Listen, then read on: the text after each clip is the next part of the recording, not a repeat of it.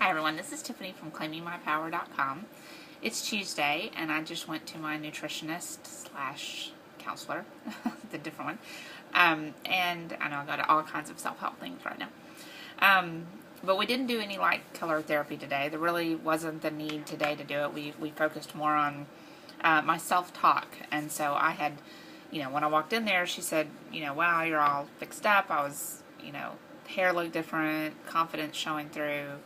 And we talked about that, how I'm in a high place right now for 2 or 3 weeks. And I said, I want to keep doing my counseling and therapy and things because I don't want to feel like I have it all together for a couple of weeks and then I quit going and then all of a sudden something happens and I feel defeated. I want to really fortify myself and continue learning and continue getting stronger in all areas. So one thing I told her about the affirmations that I'm doing, and we changed one because I really wasn't happy yet with the one that said, I am free of all fears. I don't like that word.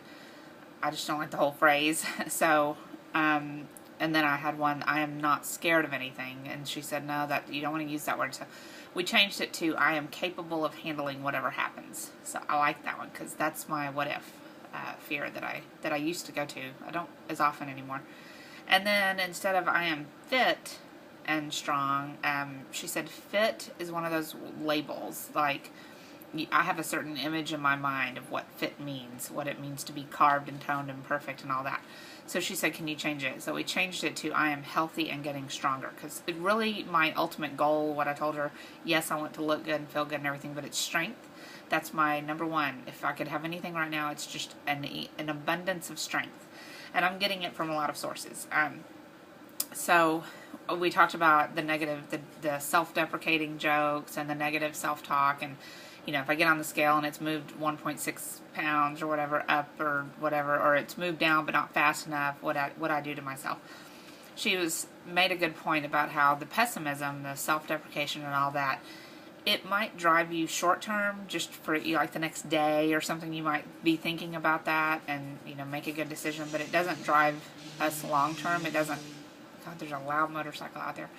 It doesn't help us in the long term. And instead, the more we keep doing it, the more we keep using that negative self-talk, we eventually just feel like a piece of shit. So that's true.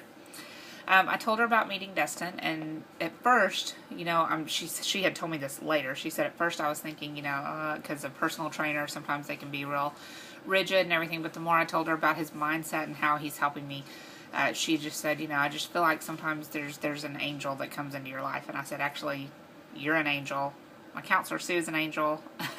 Destin's an angel. All three. I'm surrounded by, really good resources. So she was definitely okay with that. She likes the fact that I enjoy working out with him, and a lot of that, like I've said, is the socialization part of it, the discussions, the talks we have, just taking away the fear of men or the negative self-connotation. That marriage left me feeling that all men looked at me with such pure disgust. Not just, it's very different from being, you looking at a woman who's overweight and not your type and just going, no, she's not my type, she's overweight. And you looking at someone and going, oh, you are foul, you are just a disgusting person. There's a big difference between those two things. And, I can look at someone and feel like, that's not my type, or I'm not attracted to them. But it's way different from me feeling like they're disgusting. And so what my interaction with Dustin does is makes me realize that men in general aren't just looking at me as a person and feeling disgust. I'm not talking sexually or romantic. I'm talking about as a person, as a human. And that's what I felt for a long time. So very different. I told her she wants me to focus more on the confidence. That needs to be my goal. Confidence, she said, we connect our body image to our self-image, and they're intertwined, and they're two totally different things. My self-image is a lot of things: how I am as a businesswoman, how I am as a mom, as a parent, as in all of my relationships, just in my values in life in general. I got a cat up here. Sorry, let me get her down. Oops. So she wants me to focus on that more than the scale. And she reminded me that when I was working with her before, my weight had been gaining 10 pounds every year. And then when I started working with her, it just leveled off for a long time. And then all of a sudden I started losing. So, because I was trying to rush it. I'm antsy, as always. So, one of the things that we talked about is how we use our body image as a distraction for legitimate feelings. Like, for instance, with my weight. When I was eating so much, I was stuffing and feeling very full and things like that.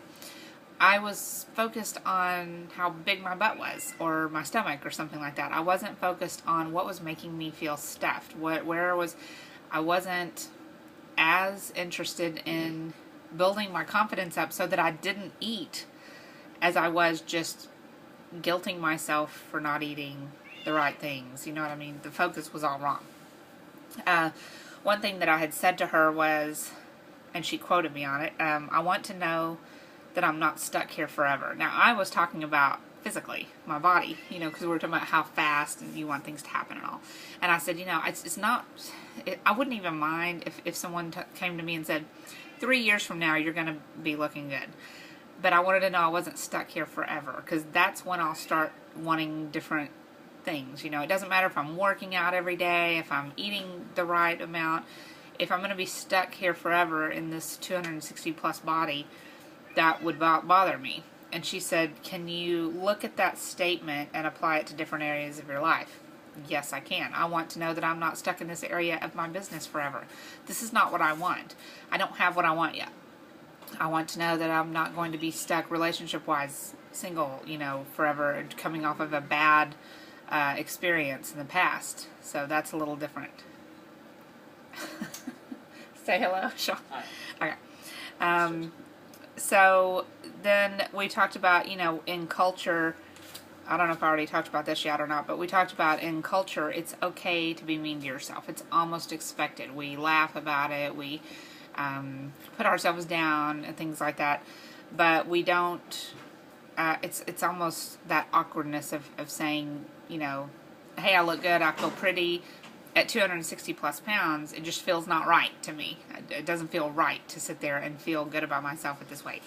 So she said, if you had to pick, if I gave you two choices, okay, you can either think you're all that, or you can feel like an absolute piece of shit. Which one are you going to pick? And I'm like, I would rather feel like I'm all that. It'd be a better feeling for me.